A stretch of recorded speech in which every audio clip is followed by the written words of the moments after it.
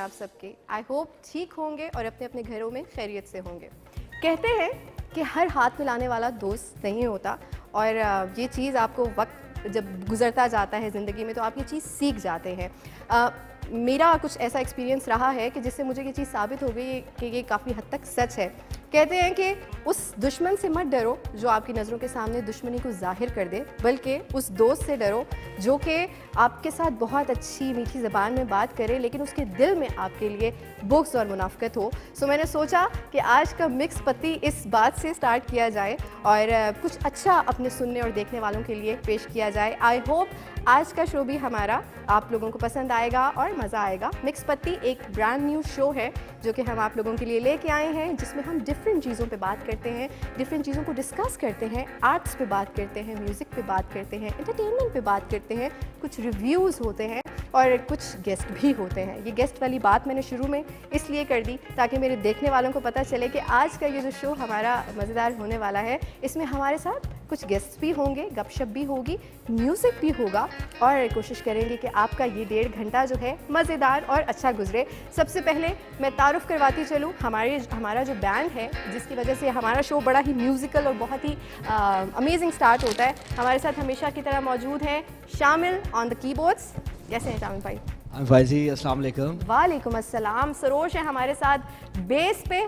कैसे हैं जी? कैसी हैं? ठीक हैं आप? मज़े में हैं। और फरहान है हमारे साथ गिटार्स पे। सो ये बैंड जो है हमारा कहते हैं ना, मैं तो वैसे 4 चांद लगा देती हूँ शो में, लेकिन ये भी हमारे जो है रौनक है हमारे शो की और इनकी वजह से मज़ा आ जाता है, ज़रा थोड़ा सा म्यूज़िक हो जाता है। आज भी हम शो को डिफरेंट तरीके से करने की कोशिश करेंगे।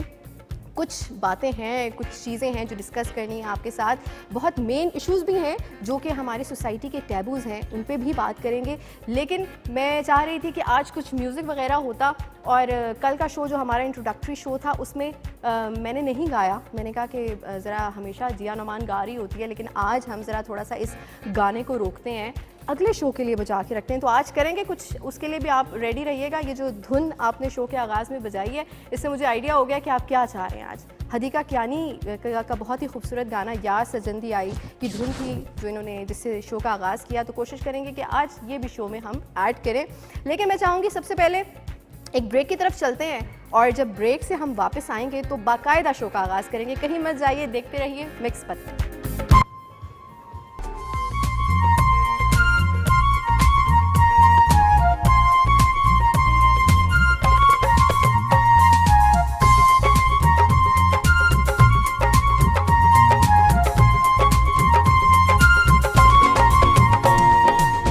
याद सजन दिया,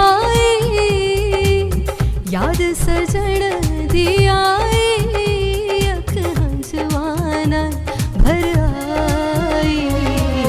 याद सजन दिया, याद सजन दिया, याद सजन दिया, याद सजन दिया,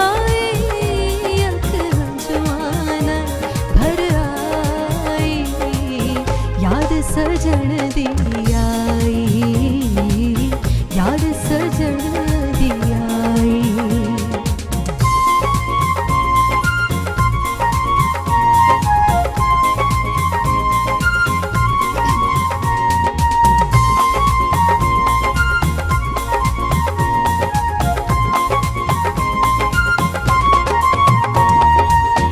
जाग उठी वही घड़ियां मिलन की, बस में नहीं मेरी धड़कन की। कैसे भुलाऊं रे वो चंदा आंगनी, आ जाए हर जाए काली घटा जो छाई, ऐसी जुदाई से मैं तोरे भर आई। याद सजन दिया, याद सजन दिया,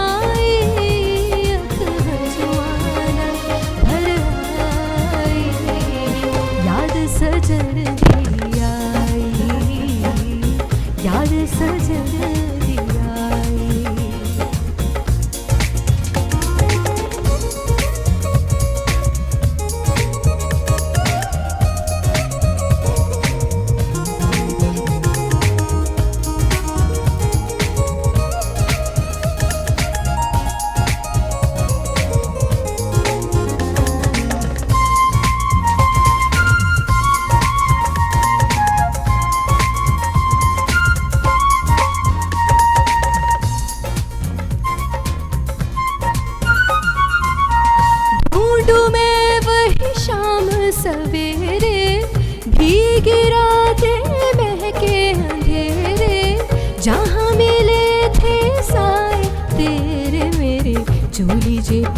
वाली काली घटा जो छाई, बीते दिनों की घटा कैसे लहराई, याद सजड़ दिया,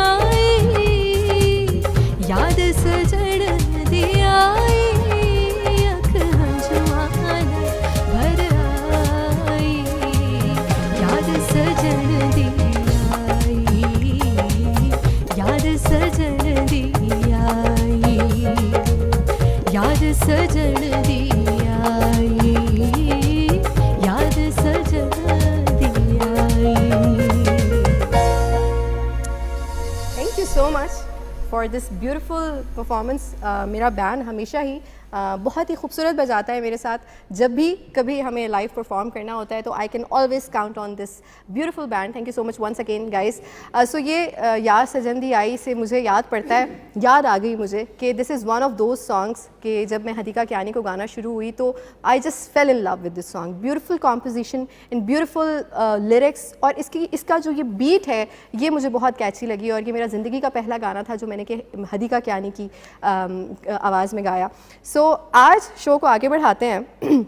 हम बात कर रहे हैं कि डिफरेंट तरीके से शोज़ किए जा सकते हैं। जैसे आज हम आपके सामने यूँ बैठे हैं एक स्टूडियो में, आपके लिए ये शो लेके आए हैं, ये खूबसूरत शाम लेके आए हैं। इसी तरह से हर इंसान ने डिफरेंट अंदाज में शो करने की कोशिश की।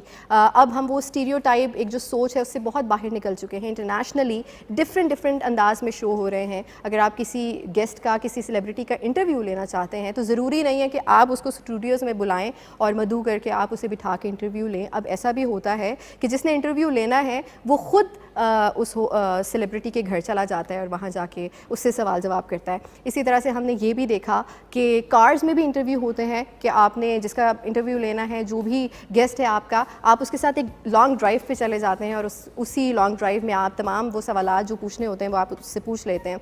इसी तरह से एक बहुत ही फेमस जर्नलिस्ट थे, हैं अभी, जिन्होंने ये अंदाज़ अपनाया और उसको इतना बखूबी अपनाया कि आवाम में वो बहुत फेमस हो गए। एक तो उनका ये अंदाज़ कि जिसके घर जाना है और उससे इंटरव्यू लेना है और बड़े ही मज़ेदार सवाल करने, लेकिन जो उनका बोलने का तरीका रहा वो भी इतना डिफरेंट और इतना मज़ेदार और कलरफुल था कि जिसकी वजह से वो फेमस हो गए। उन्होंने बहुत शोहरत कमाई और जी जिया नौमान से मिलने केटू टेलीविज़न के सेट पर आन पहुँचे। आते ही म्यूजिशंस की मधुर धुनों ने इस्तकबाल किया। उसके बाद जिया ने हमें लिफ्ट नहीं कराई तो हम खुद ही सोफे पे चले नाम गए। लिया और आप आ गए। सर कैसे मिजाज हैं आपके? थैंक यू सो मच मिजाज फॉर कमिंग इन। बहुत अच्छे हैं। आप ये बताइए कि इस प्रोग्राम में को करने का मकसद क्या है? सर ये सारे सवालात का जवाब दूंगी, लेकिन सबसे पहले मैं आपका शुक्रिया अदा करती हूँ कि अभी तो मैं आपका जिक्र कर रही थी और आप मेरे शो पे आ गए। Thank you so much. बहुत खुशी हुई उनके सेट पर आके। उसके बाद उन्होंने कहा कि दावत का एहतमाम भी किया जाएगा। जी। और डाइनिंग टेबल पे दस्तरखान सजा है, लेकिन इसके बावजूद हम आने से पहले थोड़े से फ्रेंच फ्राइज और चाय का सर मुझे बताइए आप तो शुरू हो गए। मैं आज आपका इंटरव्यू लूंगी। आज आपने इंटरव्यू नहीं लेना, आज आप गेस्ट है मेरे।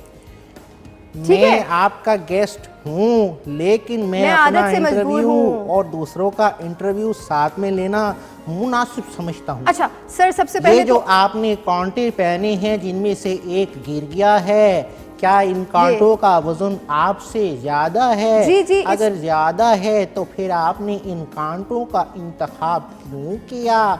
और अगर कर लिया तो ऐसी क्या मजबूरी थी कि ये सारी मजबूरियां और सारी चीजें मैं आपको बताऊंगी, लेकिन सारी बातें आपने लगातार कर दी। अब इसके बाद आपका गला खुश्क हो जाएगा और फिर आप हमारे सीनियर हैं। मैं नहीं चाहूंगी कि आप बात ना कर सकें। करने के लिए शकील ने हमें गरम क्लास में ठंडा पानी सबसे पहले तो मुझे ये बताइए सर, आपने बहुत सारे सेलिब्रिटीज़ के इंटरव्यू किए, सबसे फेवरेट इंटरव्यू किस सेलिब्रिटी का आपको लगा जिसके साथ आपको ड्राइव पे जाके या उनके घर जाके बहुत अच्छा लगा? मुझे सबके साथ बहुत अच्छा लगा। सिवाय उनके कि जिन्होंने हमें खाना नहीं खिलाया। खाने के बहुत शौकीन लगते हैं आप मुझे, क्योंकि वैसे तो लोग अपने स्टूडियोज़ में बुला के किसी गेस्ट का इंटरव्यू करते हैं, लेकिन जो ये आपका घर जाने का अंदाज़ है, इससे लगता है कि आपको लोगों के घरों में जाके खाना खाना बहुत पसंद है। सो मुझे ये बताइए कि किसका ऐसा घर था जहाँ पे सबसे मज़ेदार डिश आपने खाई? मज़ेदार डिश की तरफ भी जाएंगे, लेकिन मुझे पहले ये बताइए कि खूबसूरत भी हैं, एंकरिंग भी कर लेती हैं, गाना भी गा लेती हैं, ये कैसे कर लेती हैं? ये रंगीनी आपकी हम देखते रहते हैं आपके इंटरव्यूज़ में, ये जो रंगीन मिजाजी है आपकी, ये आपके इंटरव्यूज़ में हमें नज़र आती है और बड़े रंगीन सवाल पूछते हैं आप अपने गेस्ट से, ये मानना पड़ेगा। तो क्या खुद भी ऐसी तबीयत के मालिक हैं आप? तबीयत की अगर सुनाएं तो सबसे पहले मैं पूछूंगा कि मौसम बदल गया है, नज़ला और ज़ुकाम आम है। जब आप गाना गाती हैं तो क्या नकी बंद होती है या फिर गा लेती हैं? मैं गा लेती हूँ, मुझे कुछ भी नहीं होता। आपको पता है सिंगर हूँ तो अपने गले का और अपनी तबीयत का ख्याल रखती हूँ। लेकिन आप मुझे बताइए, आपने ये रंगीन मिजाजी वाले सवाल का कोई जवाब ख़ास नहीं दिया और बात आप इग्नोर कर गए, लेकिन मैं अभी तक वहीं पे मौजूद है। मुझे बताइए कि जो आपकी तबीयत में रंगीनी है, ये क्या पैदाइशी है या वो जो आप इतनी खूबसूरत एक्ट्रेसेस का इंटरव्यू करते हैं तो उनसे मिल के तबीयत ऐसी हो गई है? ये आपने क्या मौजू छेड़ दिया।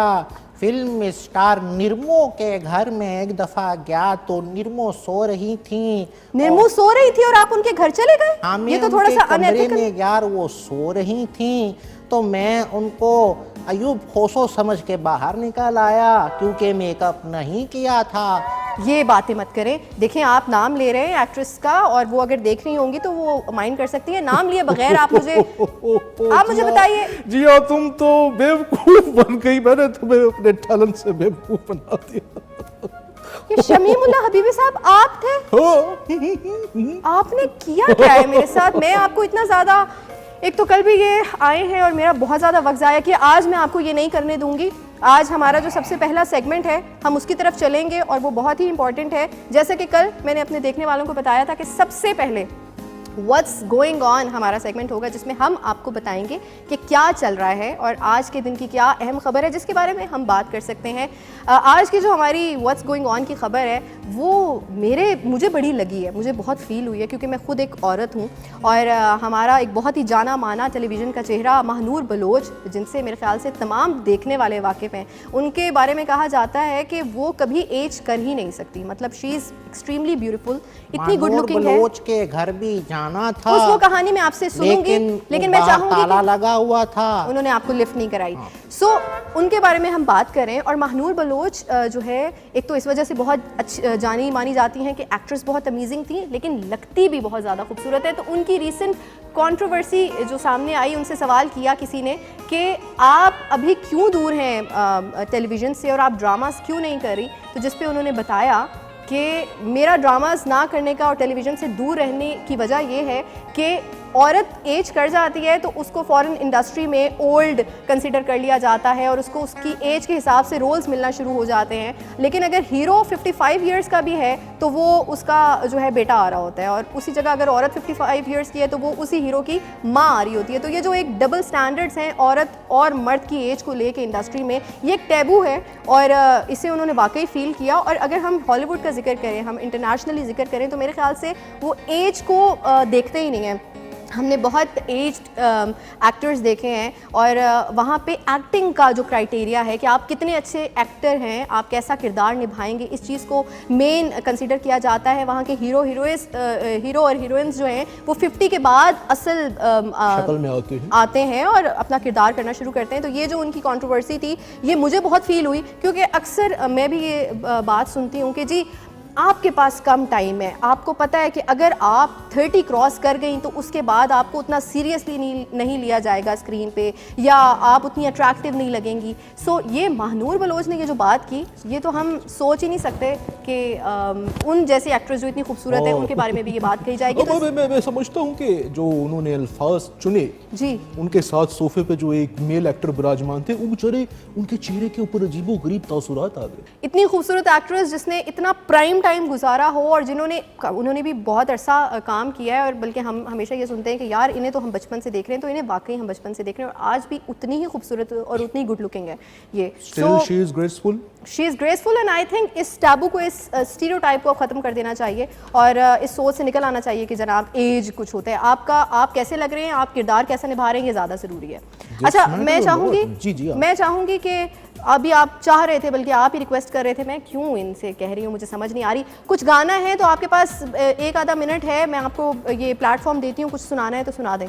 देखिए, मैं तो वैसे ही मैंने कहा चलिए आज थोड़ा सा मजीद आपका हौसला बुलंद करने के लिए। मेरा हौसला तो बहुत ही बुलंद है, लेकिन अगर आप चाहते हैं तो मैं आपके लिए मेहनत कर सकती हूँ।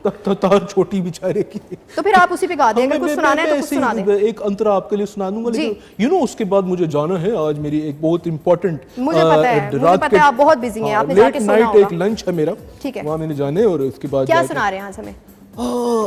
बस एक, मैं आज जिससे मानूर बलोच का जिक्र हुआ ना, मैं उस टाइम यकीन कीजिए कि 6ठी क्लास में पढ़ता था। ठीक है। और मुझे उनके ड्रामाज और उनकी चीज़ें बहुत अच्छी लगती थी।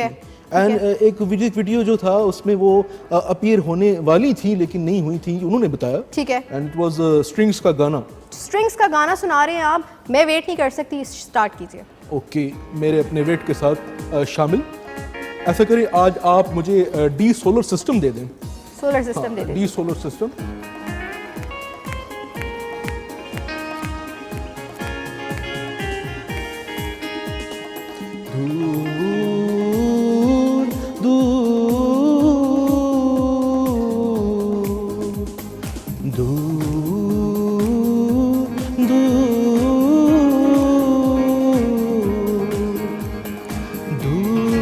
से कोई आए, कहीं चुपके से वो दिल में समा जाए साजना।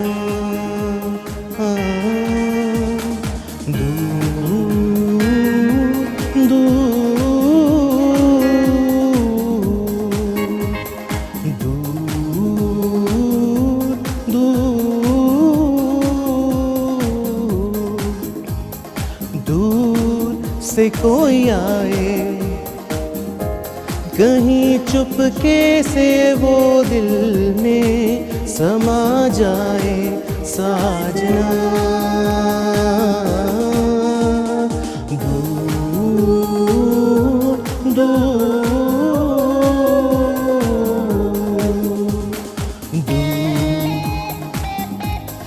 और मेरा ग्रुप इसके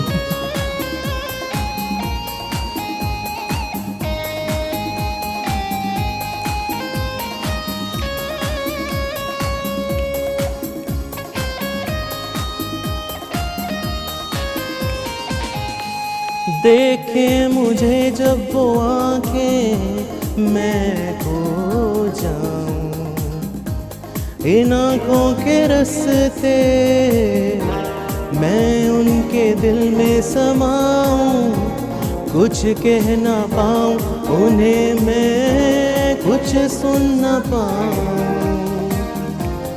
उनके बिना मेरा जीवन जैसे कोई सुना गाँव। दूर दूर दूर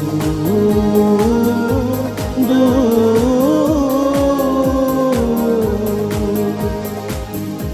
सूरज की किरणों से बनता है चेहरा तुम्हारा, एक यही चेहरा है मेरा जीवन सहारा।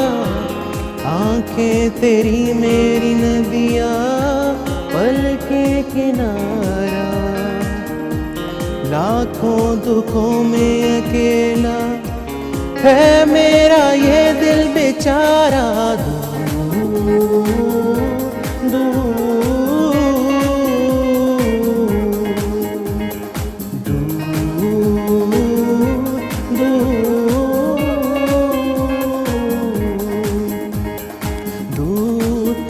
कोई आए, कहीं चुपके से वो दिल में समा जाए साजना।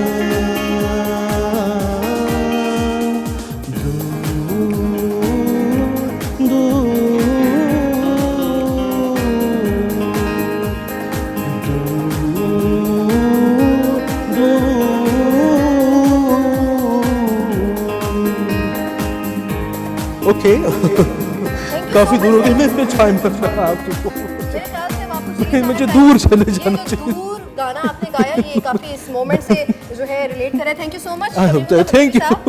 For coming. Of course. गाना ही एक अच्छा गाते हैं और गा गए। ये बहुत ही फेवरेट सॉन्ग है मेरा, स्ट्रिंग्स का one of the most favourite songs अगर मैं कहूँ। बहुत ही मज़ेदार लिरिक्स और बहुत ही मज़ेदार इसकी धुन, और ये वाकई आपको कहीं दूर ले जाता है, सोचों में आप कहीं गुम जाते हैं। इस पॉइंट पे लेते हैं एक ब्रेक, और जब ब्रेक से वापस आएंगे तो शो को आगे लेके चलेंगे। कहीं मत जाइए, देखते रहिए मिक्स पत्ती। वेलकम बैक कहेंगे आपको मिक्स पत्ती में। और ब्रेक से पहले हम जिक्र कर रहे थे डिफरेंट चीज़ों का। हमारे साथ शमीमुल्लाह हबीबी साहब भी मौजूद थे और आज उन्होंने मुझे बड़ा चौंका दिया। मेरे साथ वो कहते थे प्रैंक हो गया, कुछ और ही बन के आए थे और उनको मैं बड़ी इज्जत दे रही थी, लेकिन एंड में पता चला कि वो तो वही हैं जो कल मेरा टाइम वक्त बर्बाद कर चुके हैं। तो आप लोग देख रहे हैं मिक्स पत्ती। जनाब कॉल कर सकते हैं, ये भी बताना ज़रूरी है कि ये इंटरैक्टिव शो है, इसमें आपकी कॉल्स भी हम तक मौसूल होंगी। कॉल करने के लिए हमारा नंबर है 051-410-2357। ये वो नंबर है जो मुझे रट चुका है, क्योंकि इतने अरसे से शो कर रहे हैं और हमारा हर दूसरा शो जो लाइव होता है वो इंटरैक्टिव होता है, तो उसमें जो हमारी ऑडियंस का फीडबैक है वो हमें मिल रहा होता है और ये नंबर हमें याद हो चुका है। जैसे कि मैंने बताया कि आज का शो हमारा डिफरेंट और मज़ेदार इसलिए भी है कि आज हमारे पास बहुत ही एक क्यूट कपल मौजूद है जिनकी अलग अलग इंडिविजुअलिटी है, अलग अलग प्रोफेशन है और माशाल्लाह अपने अपने प्रोफेशन में बहुत कमाल का काम कर रहे हैं। और जब स्क्रीन पे आते हैं तो बड़े गुड लुकिंग भी हैं। सो वो एक पूरा पैकेज जिसे कहते हैं, दोनों अपने अपने आप में एक पूरा पैकेज हैं। सो मेरे ख्याल से विदाउट एनी फर्दर डिले मैं तारुफ करवाऊंगी। हमारे साथ मौजूद हैं वकास शहजाद एंड रोशी खान। वेलकम करेंगे उन्हें मिक्स पत्ती में। आ जाइए ज़रा।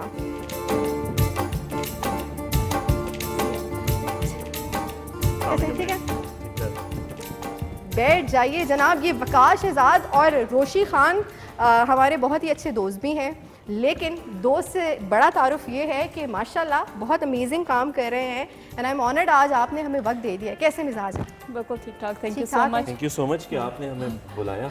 ये बुलाना ज़रूरी था। वैसे गिला तो काफ़ी अरसे से था। ये गिला काफ़ी अरसे से था। वैसे तो मुलाकात होती रहती है, लेकिन ये वाली मुलाकात भी ज़रूरी थी जो हम ऑडियंस के सामने करें। क्या चल रहा है रोशी? सबसे पहले लेडीज़ फर्स्ट, थोड़ा सा तो बाइस्ड होंगी ना, ज़रूरी है। फ्रीलांस बस बच्चों के साथ होती हूँ, घर के काम, और फिर उसके बाद जब काम आता है तो बस फुल टाइम काम। फुल टाइम काम। सो बिल्कुल। ये जो वर्क और फैमिली का बैलेंस है, ये कितना आसान लग रहा है आपको? ये बाय द टाइम तो आप यूज टू हो जाते हैं, लेकिन ये है कि थोड़ा मुश्किल भी है। जाहिर सी बात है, बच्चा जब आपका स्कूल गोइंग हो, बिल्कुल। फिर उसके स्कूल स्टडी भी है, फिर घर है, काम है, फिर सबको बैलेंस लेके चलना पड़ता है। मुश्किल है। बिल्कुल एग्जैक्टली। लेकिन हस्बैंड के सपोर्ट के साथ डेफिनेटली। तो, और मेरे पेरेंट्स वो सब बच्चों को फिर लुक आफ्टर करते हैं ड्यूरिंग माय शूट्स। और सारी मैं बताती चीज़ों को चलूँ अपने तमाम देखने वालों को कि रोशी जो है एक अमेजिंग मेकअप आर्टिस्ट है। माशाल्लाह डिफरेंट शूट्स पे, एड्स पे, ड्रामाज में बहुत अमेजिंग मेकअप करती हैं। तो अगर किसी को अपना अच्छी कोई लुक क्रिएट करवानी हो तो रोशी को उसके लिए अप्रोच किया जा सकता है। वो आप वैसे ये ड्यू इधर भी है, ये तो ड्यू था जो आज हो गया, लेकिन ये लुक जो आपने मेरे पे क्रिएट करनी है ये भी ड्यू है। Exactly, ठीक है ना? बिल्कुल। सो उसके साथ ही वकास शहजाद जो कि उनके बेटर हाफ भी हैं, लेकिन वो मुझे देख रहे हैं कि मतलब आप हो गई ना बाइस, आपने करवा दिया तारुफ। वकास अमेजिंग एक्टर हैं, मॉडल भी हैं, डायरेक्टर भी हैं, बहुत कुछ कर रहे हैं और माशाल्लाह बहुत अमेजिंग काम कर रहे हैं। Waqas, how is everything going? Everything going very well. ठीक है। अल्हम्दुलिल्लाह इस पिछले 2 साल में काफ़ी जो इस्लामाबाद में सिचुएशन बनी हुई है मीडिया की, काम आ गया। काम बहुत ज़्यादा चल रहा है। ठीक है। जब हम नए आए थे तो तब कुछ भी नहीं था, कुछ भी नहीं था ठीक और है। बड़ा डिप्राइव्ड फील करते डिप्राइव थे। फील करते हैं।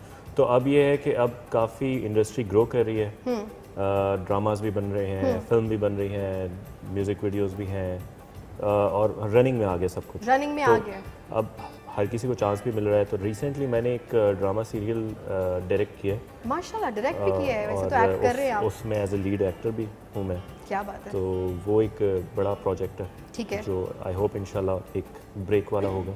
बिल्कुल, आपने इससे पहले भी काफ़ी काम किया जो कि आज हम अपनी ऑडियंस को दिखाएंगे भी। आपके मज़ेदार से पैकेजेस भी हम लोगों ने तैयार रखे हुए हैं। लेकिन ये जो आपने बात की कि इस्लामाबाद में पहले कोई काम नहीं था, हमेशा कहा जाता था अगर तुमने मीडिया में काम करना है, इवन सिंगर्स को कहा जाता था तो कराची मूव कर जाओ, Yes. जो कि सुन के बड़ा दिल टूटता था कि यार इट्स अ बिग टास्क कि आप अपनी फैमिली को छोड़ के, पूरा सेटअप छोड़ के कराची मूव कर जाओ और फिर आपको ये श्योरिटी भी नहीं है कि आप कितना सक्सेसफुल हो वहाँ जाके। सो अब वो चीज़ खत्म हो चुकी है, ऑलमोस्ट खत्म हो चुकी है। चैनल्स यहाँ पे आ रहे हैं।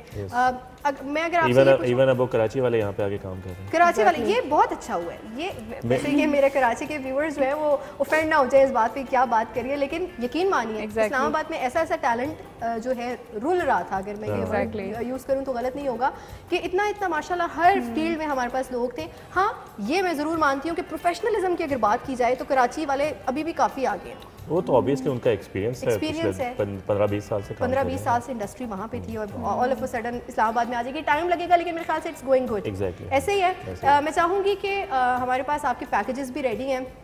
हम तो जानते हैं आपको लेकिन हमारे देखने वालों को भी पता चलना चाहिए। जितने भी लोग जिन्होंने अभी ट्यून किया है, हमारे साथ वकास शहजाद और रोशी खान मौजूद हैं। तो मैं चाहूँगी सबसे पहले हमें वकास शहजाद का ये जो पैकेज है ये देखने को मिले, ये चल के देखते हैं और जब वापस आएंगे तो बात करेंगे इस पर।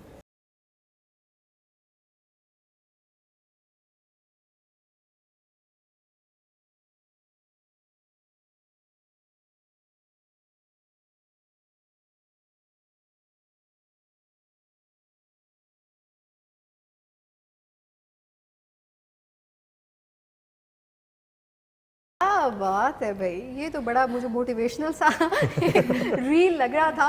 अच्छा वकास, ये तो आपका अमेजिंग सा हमने पैकेज देखा। आपसे कुछ ऐसे सवाल भी करूंगी जो कि लोगों की नज़र में बड़े हर एक्टर से मुझे सुनने को मिलता है कि यार हमें तो कहा जाता है कि अगर एक्टिंग करनी है तो स्किन के ये ट्रीटमेंट्स करवा लो, ये वाले इंजेक्शंस लगवा लो, ये ख़ास एक वेट मेंटेन कर लो। आपको भी इस चीज़ से गुजरना पड़ा? अभी तक तो नहीं गुजरना पड़ा। अभी तक नहीं गुजरना पड़ा। हाँ, लेकिन ये कि जाहिर है एक आता है टाइम जब आपको करना पड़ता है। तो मेंटेन रखने के लिए अपने आप को कोई ख़ास डाइट फॉलो करते हैं, क्या करते हैं? डाइट का भी है। दूसरा ये कि आप वर्कआउट करते रहें, नॉर्मल आप वॉक करें, जॉगिंग करें तो आप सेट रहते हैं। ठीक है। लेकिन जाहिर है एक सर्टेन पीरियड में, एक एज की वजह से आपको ये चीज़ें अवेल करनी पड़ती हैं। बिल्कुल ऐसे ही है। तो बचपन से सोचा हुआ था कि एक्टिंग करनी है, या ये मतलब with the passage of time Aahista Aahista आपने इस चीज़ को मेरा जो था पैशन वो तो फिल्म मेकिंग का था, एज ए डायरेक्टर था कि मतलब मैं एक अच्छी फिल्म बना सकता हूँ, ड्रामा बना सकता हूँ। लेकिन जब थोड़ा सा बड़ा हुआ तो फिर लोगों ने कहा कि यार एक्टिंग करो। वो लोग कौन थे? वो कज़न, घर वाले। क्योंकि लोग कहते हुए ना आपकी आंख गई थी रोशी की तरफ, तो मैंने कहा कि रोशी ने आपको मोटिवेट किया। नहीं, ये बहुत बाद में मिली थी। ये बहुत बाद में मिली थी। ये इस पे भी बात करेंगे। और रोशी हमारे साथ मौजूद है, माशाल्लाह अमेजिंग मेकअप आर्टिस्ट हैं। इनसे डिफरेंट सेट्स पे भी मुलाकात होती रहती हैं, अच्छा काम कर रही हैं और आई एम हैप्पी क्योंकि इस्लामाबाद वाले लोग जितने भी हैं, मुझ समेत, वो हमेशा इस चीज़ का शिकार रहे हैं और हम काम के लिए कहते थे कि यार टैलेंट है, काम नहीं है, अपॉर्चुनिटीज़ नहीं हैं, प्लेटफॉर्म्स नहीं है, लेकिन अब वो चीज़ ख़त्म हो चुकी है अल्हम्दुलिल्लाह और आने वाला टाइम बहुत ज़्यादा अमेजिंग है। तो रोशी का भी पैकेज हमारे पास तैयार है। रोशी किस किस तरह की लुक्स क्रिएट करती हैं, क्या करती हैं, वो भी चल के देखते हैं।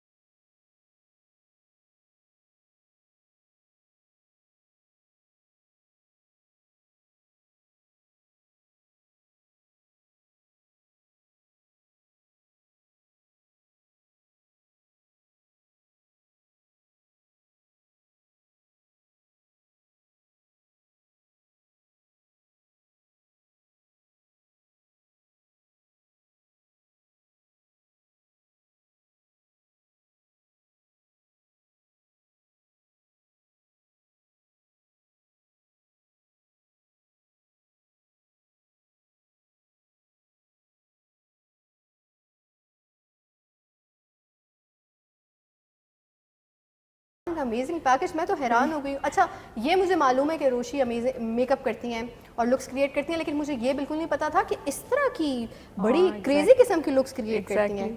ये तो बड़ा आपने ब्रूज का और कट का, तो हैलोवीन लुक्स भी आप क्रिएट करती हैं? शुरू असल में किया ही इसी से था, क्योंकि डिफरेंट काम के चक्कर में हर चीज़ आपके जो है ना प्रोमिनेंट हो, आप हाईलाइटेड हो, आप लोगों में पहचाने जाओ, तो उसके लिए तो डिफरेंट करने की ज़रूरत पेश आई। ये मैंने कुछ किया था 2010 में किया था, 2009 या 10 में किया मतलब था। 2009 और 10 से आपने स्टार्ट किया? ये हैलोवीन और ये क्रिएटिव मेकअप्स का। ठीक है, तो उससे पहले से मेकअप कर रही हैं? कर रही थी, उससे पहले 2006 से स्टार्ट किया था मैंने। अच्छा, सो मतलब ये अगर मैं ये कहूँ कि बचपन से शौक था, ये तो गलत नहीं होगा? बचपन से शौक वाला मामला नहीं है, वो मुझे लाने वाले यही हैं।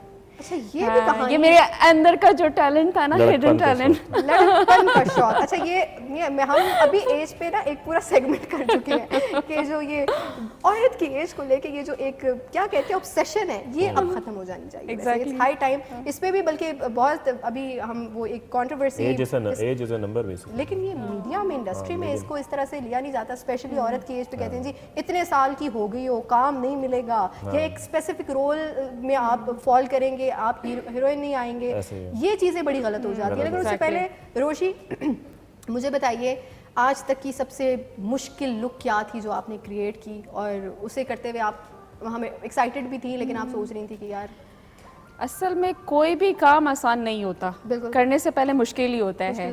जब आप स्टार्ट लेते हो, सबसे पहला मुझे ये था कि मैं जब नया नया ये करना शुरू हुई थी स्क्रीन के लिए, मुझे ये था कि हर चीज़ में परफेक्शन हो, हर चीज़ बहुत वेल सेटल्ड हो, कुछ भी जो है ना फेक ना लगे, सब कुछ ओरिजिनल के बिल्कुल करीब करीब हो।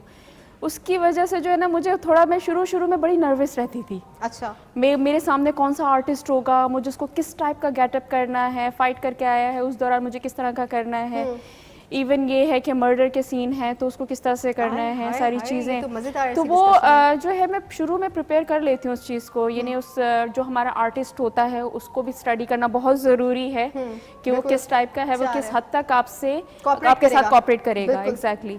आजकल क्योंकि ऐसा सीन है नहीं ना, आपको पहले बहुत सारे सेलिब्रिटीज हैं, वो एक अपने शेल से बाहर नहीं निकलते, अपटाइट होते हैं बहुत ज़्यादा, तो फिर बहुत सारे पहले उनको स्टडी करना पड़ता है, उनके बारे में जानना, फिर उसके बाद उनके लुक्स को मेंटेन रखते हुए आपको गेटअप करना है। तो जैसे उनको भी प्रॉब्लम ना हो, उनकी स्किन प्रॉब्लम ना हो, इस चीज़ को भी मैटर बहुत ज़्यादा, क्योंकि जो हम प्रोडक्ट यूज़ करते हैं उनको रिएक्शन ना हो उस चीज़ से, और वो मेकअप आसानी से रिमूव भी हो जाए। सो ये कोई भी काम, कोई भी प्रोफेशन, हम जब ये बात कहते हैं कि आसान नहीं होता, लोगों को टेलीविजन पे हम आने वाले जितने भी लोग हैं उनका काम बड़ा ग्लैमरस और आसान लग रहा होता है कि ये क्या कर रहे हैं, कुछ भी आसान नहीं होता, लेकिन इसके पीछे जो मेहनत होती है, बहुत मेहनत लगती है, वो जो एक पूरा हार्ड वर्क होता है, और फिर वो जो एक फेलियर का खौफ आपके अंदर होता है, यार हमारी इतनी मेहनत करने के बाद भी पता नहीं ऑडियंस को काम कैसा लगेगा, वो तो 2 मिनट में कोई भी कमेंट कर देंगे यार ये क्या कर रहे हैं, लेकिन उन्हें नहीं पता होता अच्छे और बुरे दोनों काम के पीछे मेहनत होती है, मेहनत उतनी होती है। फेलियर या सक्सेस तो वो देन आपकी लक नहीं होती है। इवन नो मेकअप लुक के लिए भी आपको बहुत मेहनत करनी पड़ती है, उसको क्रिएट करना पड़ता है, क्योंकि अब तो वो वक्त आ गया है, पहले तो जिस तरह मर्जी मेकअप चलता था, अब ये होता है कि जितनी एज ज्यादा है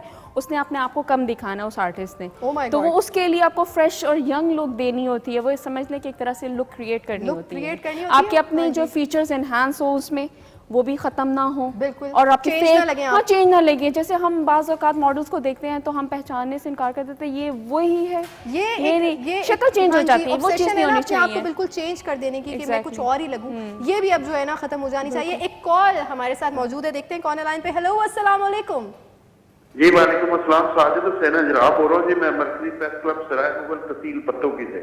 जी सर, बड़ी दूर से कॉल की है। पत्तोगी से बात कर रहा हूँ मैं। आपको और आपके साथ बैठे मौजूद मेहमानों को पहले तो मैं अपना बहुत सारा सलाम पेश करता हूँ, और इनके लिए नई ख्वाहिशात है मेरी।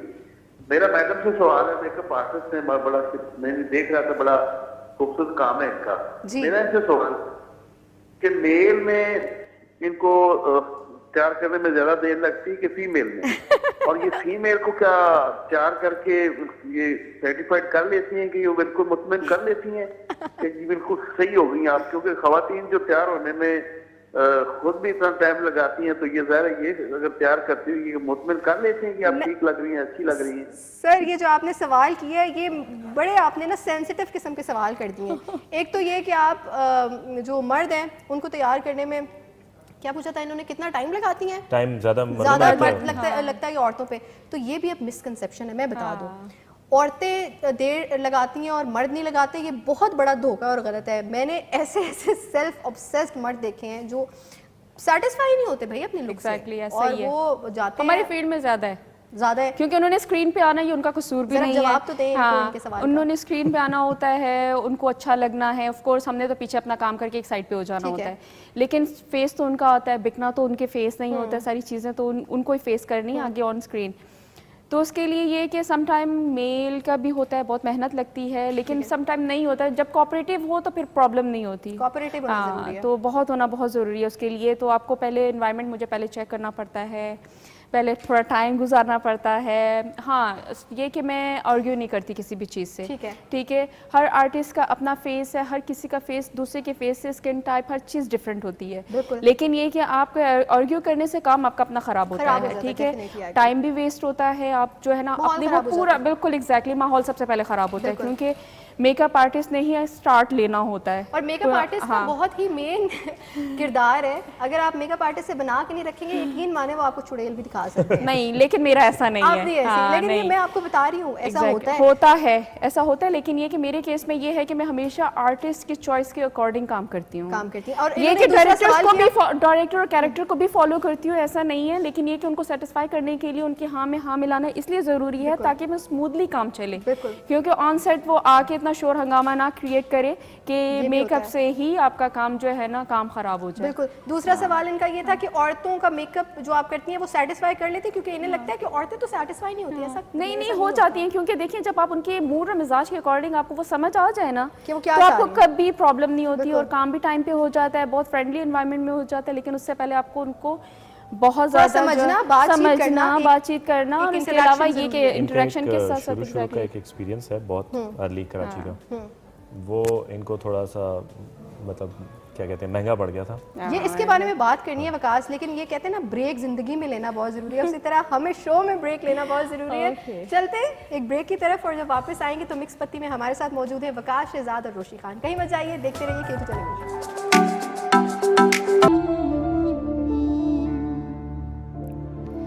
मैं तेरी आंखों में रहता हूँ, तुझे पता न चले, तेरे हर पल में गुजरा हूँ, तुझे पता न चले।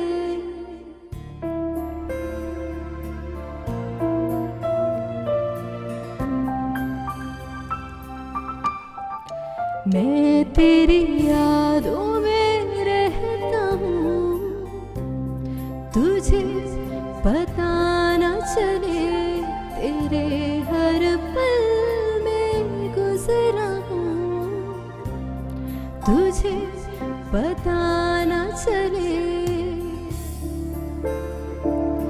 करे तो फिर क्या करे,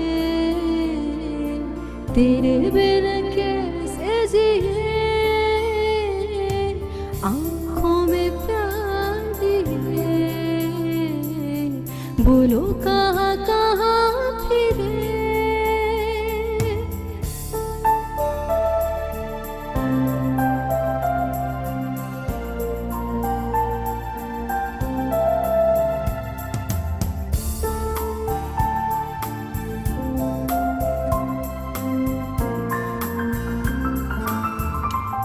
खफा तो हम भी हैं, तुम भी हो,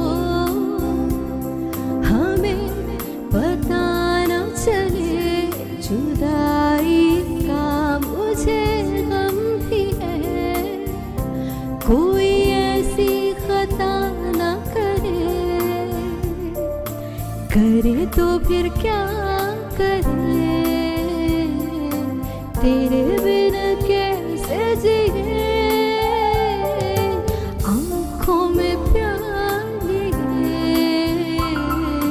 बोलो कहाँ कहाँ फिरे, सजनी पास बुलाओ ना, कि दिल आज रूठा है, आज टूटा है, साजन मान जाओ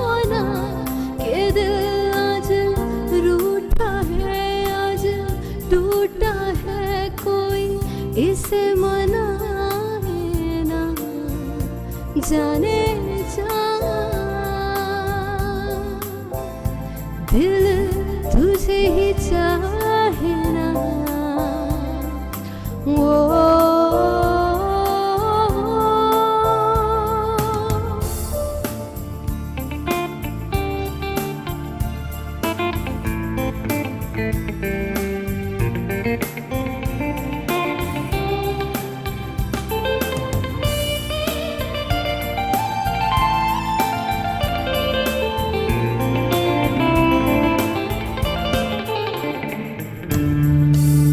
हमें दिल से बुलाओ ना,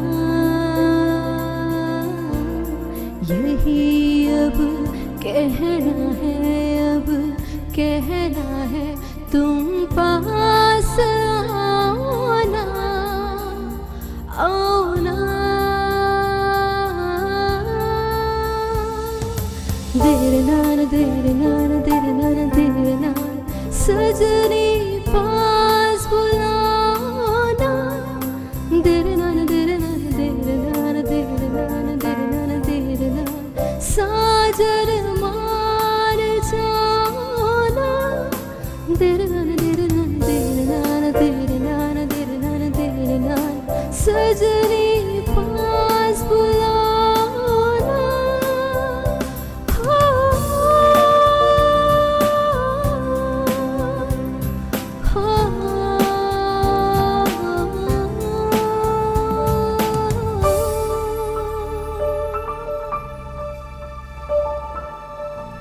thank you so much Shahid भाई एंड द बैंड। हमेशा की तरह it was an amazing performance आप लोगों की। मेरी कैसी है ये मुझे ऑडियंस बताएगी और आप बताइए। Very nice, very nice as usual, मज़ा आया।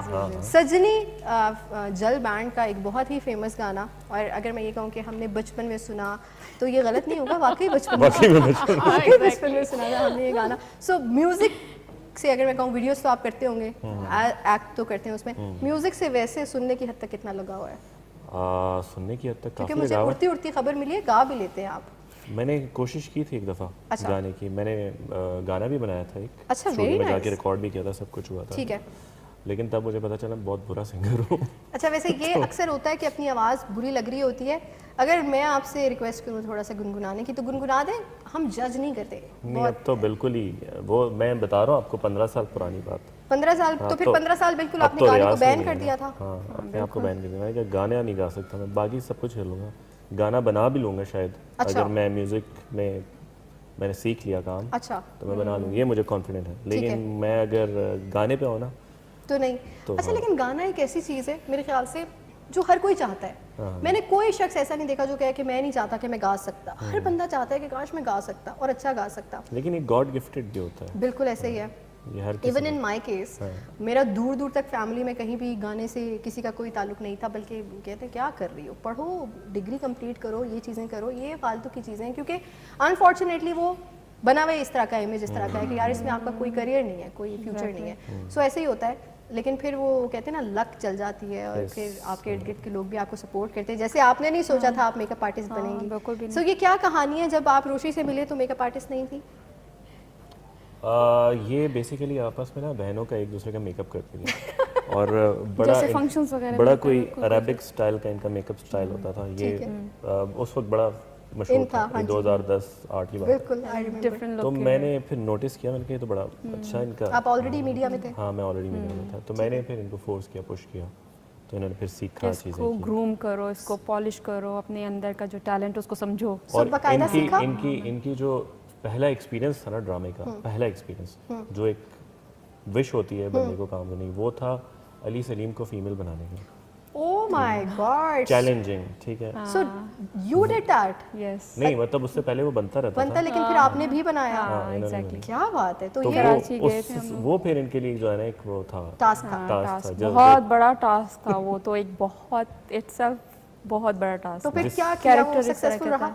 शुरू में डांट बड़ी पड़ी थी। बहुत अच्छा, सही हो गया डांट क्योंकि आपसे माहौल पता नहीं, असल में पता है क्या, नया एनवायरनमेंट था। आपको पता है कि कराची वाले एक्सेप्ट नहीं करते, दूसरे शहरों से जब आपके पास आ जाते हैं उनको ये होता है कि हमारा अपना बंदा क्यों ना हो। बिल्कुल ऐसे ही ठीक है, ये हमारे लिए बहुत ज़्यादा चैलेंजिंग था।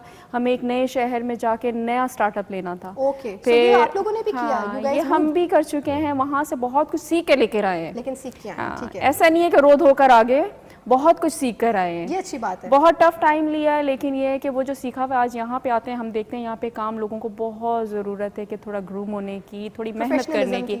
हाँ एग्जैक्टली, प्रोफेशनलिज्म की बहुत ज़्यादा ज़रूरत है, क्योंकि हमारे इस्लामाबाद में काम बहुत अच्छा करने वाले हैं, लेकिन बस ये कि डिले बहुत है, थोड़ा सा लेट लेट है, लेकिन ये कि काम बहुत बेहतरीन करने वाले हैं। ऐसा नहीं है कि बहुत कोई अच्छा, ये पीछे से वकास की आवाज़ है, ये सुस्त है।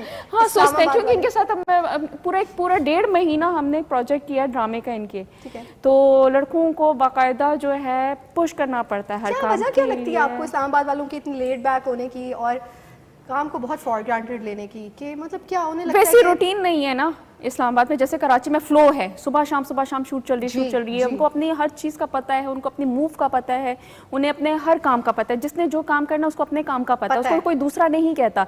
यहाँ पे हर किसी को काम का बताना पड़ता है, जिसका अपना काम नहीं भी उसको भी पुश करना पड़ता है, नहीं है तो फिर हाँ दूसरे का काम भी करना पड़ता है आपको, क्योंकि लेट होने से बेटर है कि आप दूसरे का काम करना शुरू करो। ये तो हमने वैसे एग्जांपल्स देखी हैं। मुझे हमेशा ऐसा लगता है, मुझे अक्सर 1-2 जगह से कॉल आई कि आप थोड़ा एक्टिंग की तरफ आए, why don't you do this और ये वो। सो मुझे पता नहीं क्यों लगता है कि मेरा जो जिस तरह का पेशेंस है ना तो मैं तो पूरा दिन बैठ के अपनी क्या कहते हैं अपनी बारी का इंतजार नहीं कर सकती। नहीं, असल में पता है ये शुरू में लगता है, जब आप यूज्ड टू हो जाते हैं ना तो ये एक जो है ना लत कहते हैं पड़ जाती है। अच्छा, हाँ, क्योंकि आपको फेम भी मिल रहा होता है, आपको प्रोटोकॉल मिल रहा होता है, सोने का भी सोने का, हाँ आपको बहुत कुछ नहीं, आपको बहुत अच्छा ट्रीट किया जाता है, बाय द टाइम आपको समझ आ जाती है। अच्छा, वो अच्छा ट्रीट तब किया जाता है कि जब आप स्टार बन जाते हैं, या जब भी आप स्ट्रगलिंग पीरियड में होते हैं तब भी अच्छा ट्रीट किया जाता है? नहीं, आर्टिस्ट को हमेशा से अच्छा ही ट्रीट किया जाता है। डिपेंड करता है किस प्रोडक्शन टीम के साथ काम कर रहे हैं, ये जरूरी है। हाँ, exactly, आपके साथ कोई ऐसा वाकया इंसान का बंदा हो आगे आपको ट्रीट करने वाला, ये ना हो, अच्छा हाँ, ट्रीट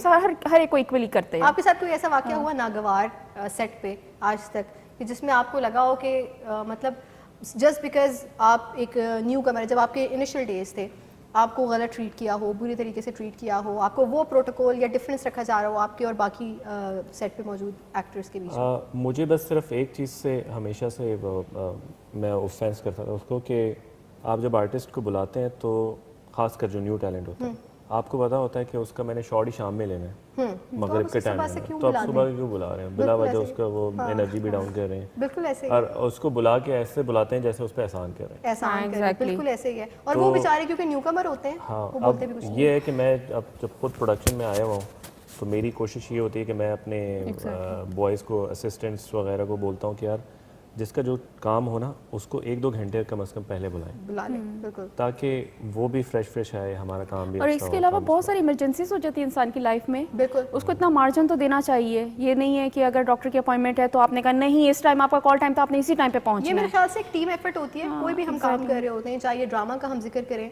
एड्स का जिक्र करें, या हम ये जो लाइव शो करते हैं, इसमें ये पूरी टीम होती है जो लेके चल रही होती है। अगर आपकी टीम में से लोग आपके साथ सपोर्टिव नहीं हैं, आपके साथ अकोमोडेट नहीं कर रहे हैं, तो वो चीज़ विजुअली अच्छी नहीं लग रही होती है, और वो यकीन माने नजर आ रहा होता है स्क्रीन पे कि यार ये आपस में केमिस्ट्री नहीं है और कुछ पीछे बैकग्राउंड में कुछ गलत चल रहा है। सो वकास, टेल मी, कोई फिल्म करने का इरादा है? ड्रामा सो आप कर रहे हैं, कोई सोचा है माइंड में कि यार ये करना है मैंने अब नेक्स्ट? नेक्स्ट तो खैर ड्रामा भी है, लेकिन फिल्म का भी माइंड में है कि अगर कोई अच्छा इन्वेस्टर को फाइनेंसर मिल गया तो फिर करेंगे। अच्छा, ये इन्वेस्टर और फाइनेंसर वाली बात जो है ना, पाकिस्तान में अनफॉर्चुनेटली हमें ढूंढने पड़ते हैं कि यार कोई ऐसा बंदा मिल जाए जो हमें स्पॉन्सर कर दे, कुछ अच्छा काम कर दे। सो है, अब लग रहा है कि फिल्म का ये जो दोबारा मौला जट के बाद से इतना अच्छा कमबैक हुआ है, मुझे तो ऐसा लगा है। मतलब मैं लिटरली पर्सनली अगर बात करूँ कि मैंने वो सिनेमा पे जाके 3 बार फिल्म देखी, आई फेल इन लव। जो एक पूरा आइडिया था, it was larger than life, और वो हम एक्सपेक्ट नहीं कर रहे थे कि हमें पाकिस्तानी सिनेमा पे देखने को मिलेगा। सो उसके बाद से आपको क्या लगता है कि बाकी जितने भी डायरेक्टर्स हैं या जितने लोग फिल्म मेकर्स हैं, वो ये प्रेशर में आ गए हैं कि यार अब हमें उस लेवल का काम करना है वरना ऑडियंस रिजेक्ट कर देगी? लेवल बेशक जो है ना आपका जितना भी हो जाए, मतलब मेरे हिसाब से आपका कंटेंट मैटर करता है, कंटेंट मैटर करता है, स्टोरी मैटर करती है, आपकी एक्टिंग मैटर करती है, जो लुक एंड फील है ना वो नेक्स्ट स्टेप है। ठीक है, एग्जैक्टली। वो तो फिर जितना गुड़ उतना मीठा वाली बात होती है। बिल्कुल ऐसे ही है। अगर आपका कंटेंट अच्छा है, आपकी लाइफ बेशक बुरी है, कुछ भी नहीं है, एक्टिंग अच्छी है, वो चल जाता है। एग्जैक्टली, ध्यान भी नहीं जाता, बल्कि आप इतने ज्यादा स्ट्रिक होते हैं उस चीज के साथ, आपका दिल स्टोरी की मेरे ख्याल से स्ट्रॉन्ग होना बहुत ज़रूरी है। वो जो लूज वो कहते हैं ना, उसमें कुछ ऐसी निटिंग ना हो और कहीं से सीन कहीं से अभी बहुत सारी मूवीज ऐसी आ रही हैं पाकिस्तान के अलावा भी, बाहर से भी, जिसमें अगर वो सस्ती प्रोडक्शन है तो बहुत अच्छी है, ठीक है, क्योंकि उसकी स्टोरी शायद अच्छी है, ठीक है, और बहुत हाईफाई है 1 अरब वाली मूवीज जो बन रही हैं आजकल, जो आ रही हैं, रिलीज भी हुई हैं।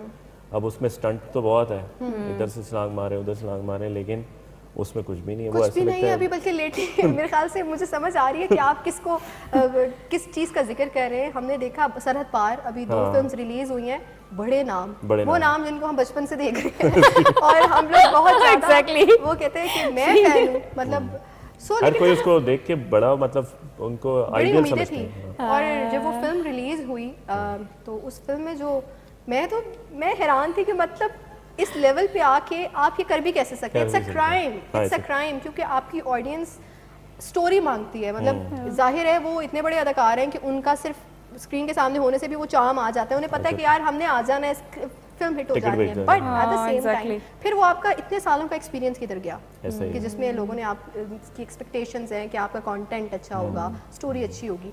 अच्छा, मैं आपसे ये पूछना चाहूँगी, आपको पता है कि अब दौर बड़ा डिफरेंट चला गया है, अब हमारे पास इतने टीवी से हट के भी ऐसी चीज़ें वो हैं, सोर्सेज हैं, जहाँ मीडियम्स हैं, जहाँ पे हम जो है देखते हैं, फिल्म्स देखते हैं, उस पर बात करेंगे। लेकिन अगेन ब्रेक लेनी पड़ती है, ब्रेक नहीं छोड़ी जा सकती। लेंगे यहाँ पे एक कमर्शियल ब्रेक, और जब वापस आएंगे तो बातचीत का सिलसिला जारी रहेगा। जी जनाब, वेलकम बैक कहेंगे आपको मिक्स पत्ती में, और हमारे साथ मौजूद है द ब्यूटीफुल कपल। विजुअली भी बड़े आप वैसे कॉम्प्लीमेंट मिलता रहता होगा आप लोगों को कि यार बड़े अच्छे लगते हैं, साथ में होता है। अल्हम्दुलिल्लाह, माशाल्लाह माशाल्लाह। ये देखें, इन्होंने मुझे अल्हम्दुलिल्लाह कह के फ़ौरन कहा है माशाल्लाह बोले। सेम टू यू, वैसे अल्हम्दुलिल्लाह माशाल्लाह। अच्छा, क्योंकि टाइम हमारे पास कम है और जब अच्छे गेस्ट मज़ेदार लोग बैठे हों तो वाकई वक्त का नहीं पता चलता, लेकिन हमने मेन बातें की हैं जो कि ज़रूरत थी और बोलना ज़रूरी था। एक सवाल जो मैं आपसे वकास करना चाहूँगा, फिल्में अभी भी कंपैरेटिवली अगर हम दूसरे कंट्रीज़ के साथ कंपैरिजन करें इतनी कम क्यों बन रही हैं? जो मुझे लगता है, एक तो हमारे यहाँ सबसे बड़ा प्रॉब्लम यह है कि जब फिल्म बननी शुरू होती है, जब मैं ऐलान करूँगा कि मैं फ़िल्म बनाने लगा हूँ, तो सबके मुंह खुल जाते हैं पैसों के लिए। अच्छा, हाँ जी। पता नहीं कोई बहुत बड़ी लॉटरी लेकर आया बंदा, हाँ जी, ठीक है, और अगर चैनल में वो 1000 रुपये ले रहा है तो फिल्म के लिए वो कहेगा मुझे 1 लाख रुपए दो। सो ये एक मिसाल दे रहा हूँ, कॉपरेट नहीं करते। कॉपरेट करना ज़रूरी है। अब मौला जज जो है वो ऑलमोस्ट कोई 40 करोड़ रुपए की बनी थी। ओह माय गॉड, ठीक है। लेकिन वो नीड थी उस प्रोजेक्ट और उसमें रिक्वायर्ड था तो मेरे ख्याल से शुरू में हर किसी को कॉपरेट करने की जरूरत है, लेकिन वो जो लुक है वो तो उसकी ज़रूरत है। लेकिन हम नॉर्मल मूवीज़ हम आई थिंक 1 करोड़ 2 करोड़ में आराम से बन सकती हैं। लेकिन हमारे यहाँ क्या होता है, हमारे आर्टिस्ट सबसे पहले कॉपरेट नहीं करते, फिर उसके बाद और बहुत सारे हैं, इक्विपमेंट वाले हैं, म्यूज़िक वाले हैं, वो सब ऐसे जो है ना आ जाते हैं, सबके मुंह खुल जाते हैं। सो ये एक आयरनी है जनाब, जिसपे हम सबको मिलके काम करने की ज़रूरत है अगर हम चाहते हैं कि हमारी फिल्म का जो है रिवाइवल हो। कि हमारा उससे प्रोड्यूसर जिंदा होगा तो हमारा काम चलता है। बिल्कुल ऐसे ही है। सो हमें इस पे काम करना है। जो ड्रामा है और वो स्पॉन्सर मिल जाता है, उसमें बजट्स होते हैं, सब कुछ होता है। फिल्म में नहीं होता। फिल्म में एक दफ़ा एक पसली होती है एक बंदे की, अगर वो टूट गई तो दोबारा बनती ही नहीं है। और इस नोट पे ये वैसे टू बी कंटिन्यू टाइप का शो होना चाहिए, जिसमें हम दोबारा भी आप लोगों को बुलाएं और इस पे बातें करें। बहुत सारी बातें हैं, लेकिन वक्त क्योंकि हमारे पास कम है। Thank you so much guys for coming, it was lovely having you. बहुत मज़ा आया। बहुत सारी बातें हैं जब हम ऑफ एयर भी करेंगे। आप लोगों ने रखना है अपना बेहद ख्याल जनाब। मिक्स पत्ती का आज 2nd एपिसोड था। आई होप ये जो जर्नी है हमारी जो भी स्टार्ट हुई है, इंशाल्लाह वो वक्त के साथ साथ बेहतर से बेहतरीन होती जाएगी और हमारे देखने वालों को हमारा ये जो आइडिया है, ये जो कोशिश है वो अच्छी लगेगी। जाते जाते क्योंकि आज मैंने ठेका ले ही लिया कि गा लेते हैं दोबारा से, सो एक बहुत ही खूबसूरत सॉन्ग है आप सबके लिए। I will sing it. अपना रखना है आपने बहुत ज़्यादा ख्याल। इंशाल्लाह अगले हफ्ते आप लोगों से दोबारा मुलाकात होगी। तब तक के लिए अल्लाह हाफ़िज़।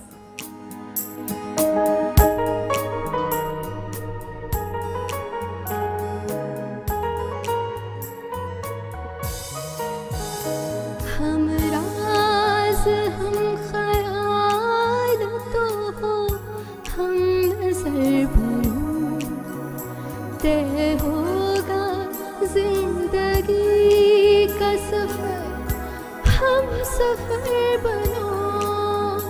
हम राज हम ख्याल तो हो, हम नजर बनो, तय होगा जिंदगी का सफर, हम सफर बनो। आहा हा ओ हो आहा हा ओ हो चाहत के उजले उजले नजारों में ले चलूं, दिल झूम जाए ऐसी बहारों में ले चलूं। आओ हुजूर तुमको सितारों पे ले चलूं, दिल झूम